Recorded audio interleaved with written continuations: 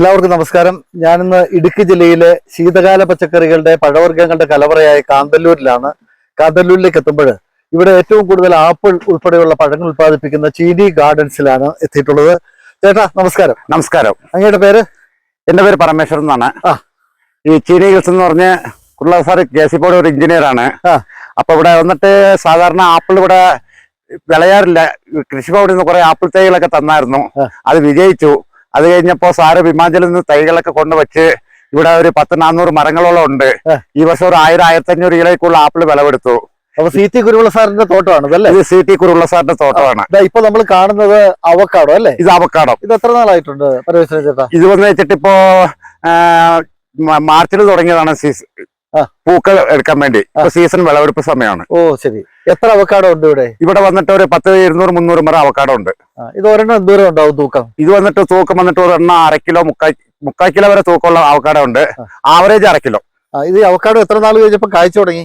ഇത് 3 വർഷം കഴിഞ്ഞപ്പോ കാച്ചു തുടങ്ങി. 3 വർഷം കഴിഞ്ഞപ്പോ കായ്ച്ചു. അതെ. ഇപ്പൊ എത്ര വർഷമായിട്ടുണ്ട്? ഇതിപ്പോ വന്നിട്ട് ഏകദേശം ഈ മരങ്ങളൊക്കെ 6 വർഷം 7 വർഷം പ്രായമുള്ള മരമാണ്. മരങ്ങളാണ്. അപ്പൊ അവക്കാഡോയും നന്നായിട്ട് ഇവിടെ വിളയും അല്ലേ? വിളയും.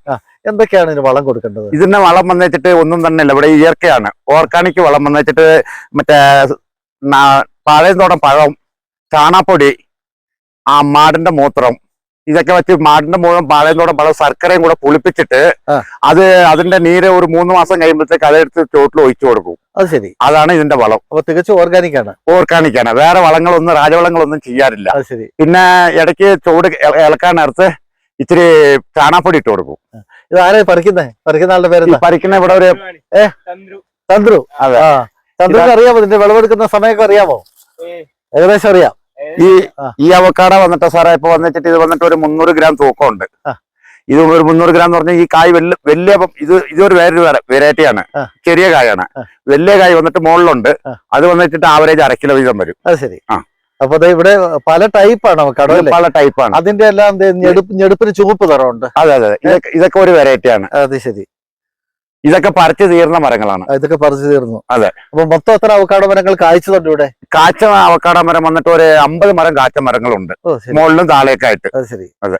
അപ്പൊ തികച്ചും ജൈവികമായ രീതിയിലാണ്. ഇവിടെ ഗസ്റ്റുകൾ ഒരുപാട് ആൾക്കാർ വരുന്നുണ്ട്. തമിഴ്നാട്, ചെന്നൈയിൽ നിന്നോ എറണാകുളത്തു നിന്നൊക്കെ ആൾക്കാർ വരുന്നുണ്ട്. അവർക്ക് ഈ തോട്ടം കണ്ടുപോകുമ്പോൾ അവർക്ക് ഈ ബ്രഷ് ആയിട്ട് മേടിച്ചോണ്ട് പോകുന്ന വലിയൊരു താല്പര്യമാണ്. അത് കാരണം അവർക്ക് ബ്രഷ് ആയിട്ട് ലൈവായിട്ട് അവരുടെ മുമ്പിൽ തന്നെ ഞങ്ങൾ പൊട്ടിച്ച് അത് എത്ര കിലോ തൂക്കം വരുന്നോ അത്ര കിലോ കൊടുക്കും. എന്ത് വിലക്കാ കൊടുക്കുന്നത് അവക്കാഡോ? അവക്കാഡോ വന്നിട്ട് ഇപ്പൊ ഞങ്ങൾ വന്നിട്ട് 150 രൂപ വിലക്കാണ് കൊടുക്കുന്നത്. അപ്പൊ അവക്കാഡോ കാന്തല്ലൂരിൽ വന്നാൽ കിട്ടും. കാന്തല്ലൂരിലെ അവക്കാഡോ തോട്ടം CT കുരുവിള സാറിന്റെ അവക്കാഡോ തോട്ടമാണിത്. ഇവിടെ വ്യത്യസ്തങ്ങളായിട്ടുള്ള ഒരുപാട് പഴവർഗ്ഗങ്ങളുണ്ട്. അതിനകത്ത് ഏറ്റവും പ്രധാനപ്പെട്ടതാണ് ഈ അവക്കാഡോ.